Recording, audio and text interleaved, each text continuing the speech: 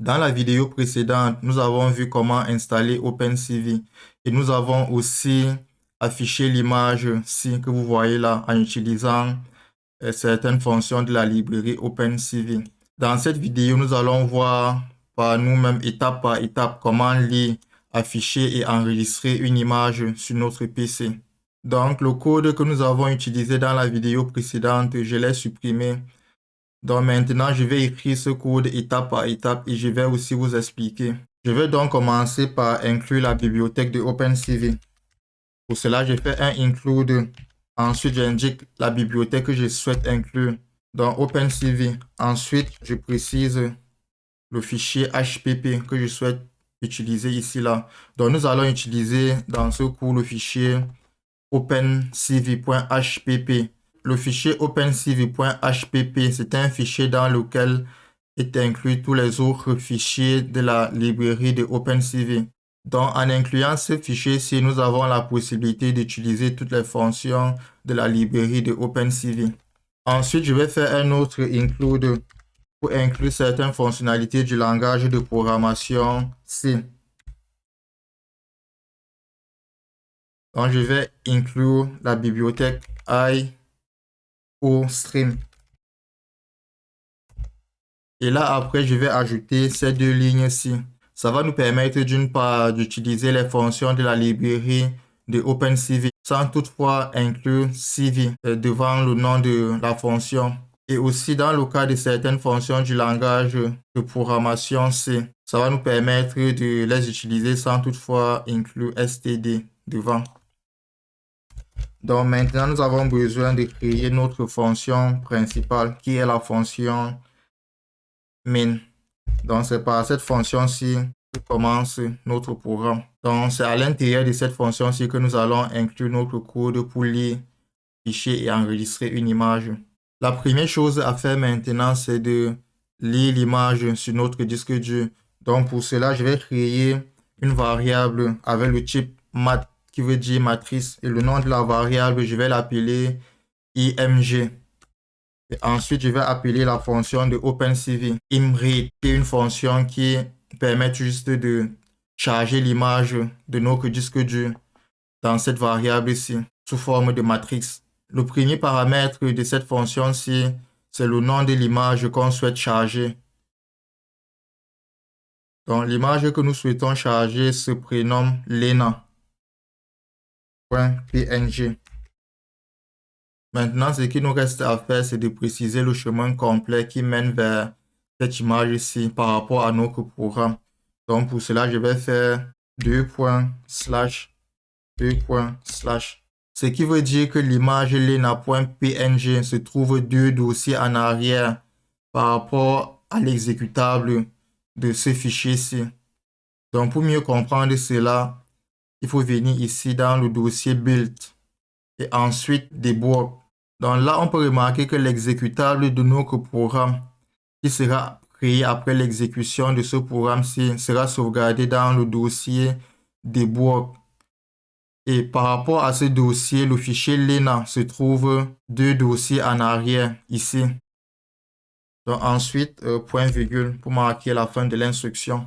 Après avoir chargé notre image, il est très important de vérifier si l'image que nous avons chargée est vide ou pas. Donc pour cela, nous devons demander si l'image en question est empty en utilisant la fonction empty. Donc pour savoir si cette image est vide. Donc si l'image est vide, nous allons afficher un message à notre utilisateur pour lui dire que c'est impossible de lire l'image. Et ensuite, nous allons faire un return -1 pour faire comprendre que tout ne s'est pas bien passé. Une fois que nous avons vérifié que l'image n'est pas vide, maintenant, nous allons créer une fenêtre pour afficher notre image. Donc, pour cela, je vais utiliser la fonction imshow. Donc, à cette fonction-ci, le premier paramètre, c'est le nom de la fenêtre que nous souhaitons créer. Donc, cette fenêtre, je vais l'appeler affiche image. Ensuite, le deuxième paramètre de cette fonction, c'est l'image que nous souhaitons afficher. Dans notre cas, l'image s'appelle img. Ensuite, pour observer l'image, nous devons utiliser la fonction WebKey qui va permettre en sorte que l'image qui sera affichée dans cette fenêtre-ci puisse être visible longtemps sur notre écran jusqu'à ce qu'une touche soit appuyée. Donc pour cela, je vais appeler la fonction WebKey et je vais lui passer en paramètre 0 pour dire que l'attente doit être infinie. Une fois que nous aurons fini de visualiser notre image, nous avons besoin de détruire l'image dans notre disque dur. Donc pour cela, nous allons appeler la fonction destroy all windows qui va se charger de détruire toutes les fenêtres ouvertes par notre programme. Et ensuite, sans oublier, je vais faire un return 0 pour dire que tout s'est bien passé. Donc maintenant que nous avons fini d'écrire ce code-ci, ce que je vais faire maintenant, je vais sauvegarder mon code, CTRL S. Ensuite, je vais descendre ici en bas dans Visual Studio Code et je vais cliquer sur Build. On peut bien remarquer ici là qu'il y a un fichier tuto.x qui a été créé dans le dossier debug. Donc c'est l'exécutable de notre programme. Donc pour exécuter ce fichier-ci, tuto.x, donc nous devons appuyer sur ce bouton-ci, ce qui va faire en sorte que notre programme soit lancé. Ainsi, l'image sera affichée.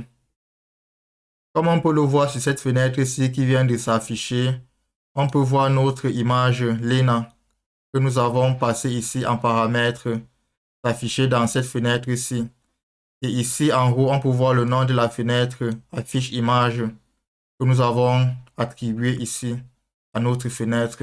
Donc, si je le souhaite, je peux changer le nom de cette image-ci et peut-être ajouter image 1. Et ensuite, je peux venir ici, là, au lieu de cliquer sur Build, je peux cliquer directement sur le bouton ci pour lancer l'exécutable. Donc, avant de lancer l'exécutable, ça va d'abord construire notre projet-ci avec Build et ensuite lancer directement l'exécutable. Donc, je vais cliquer dessus. Ok, là de nouveau, on peut voir le nom de la fenêtre qui a changé. Maintenant, c'est affiche image 1. Maintenant, la prochaine étape, c'est de sauvegarder cette image-ci sur notre PC en utilisant une autre fonction de la librairie de OpenCV. L'image que nous allons sauvegarder sur notre PC sera cette image-ci transformée en gris. Donc pour cela, j'ai besoin d'une autre variable pour sauvegarder cette image. La variable, je vais l'appeler img copy. Ensuite, j'ai besoin d'appeler la fonction cv-color. Le premier paramètre de cette fonction-ci, c'est l'image qu'on souhaite convertir en gris. Donc, l'image img.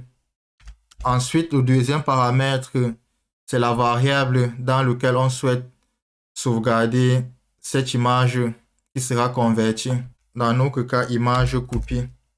Et ensuite, dans le troisième paramètre, on doit préciser la conversion qu'on souhaite faire. Donc, dans notre cas, on souhaite transformer l'image couleur de BGR en gris. Donc, pour cela, je vais utiliser la variable couleur BGR to gray. Donc, qui permet de faire la conversion d'une image en couleur BGR à la couleur gray. Donc, ce qu'il faut savoir, c'est que sur OpenCV, on utilise le code de couleur BGR au lieu de RGB, qui est plus connu lorsqu'on travaille avec les images. Donc, ce qu'il faut retenir, c'est que sur OpenCV, on travaille avec le format BGR. Ok, une fois que notre image est convertie et sauvegardée dans cette variable-ci, maintenant, nous devons sauvegarder cette image-là sur notre disque dur. Et pour cela, je vais appeler une autre fonction qui se prénomme imWrite. Donc, cette fonction-ci va nous permettre de sauvegarder cette image quelque part ici dans notre programme. Donc, le premier paramètre de cette fonction-ci, c'est le chemin où on souhaite sauvegarder cette image.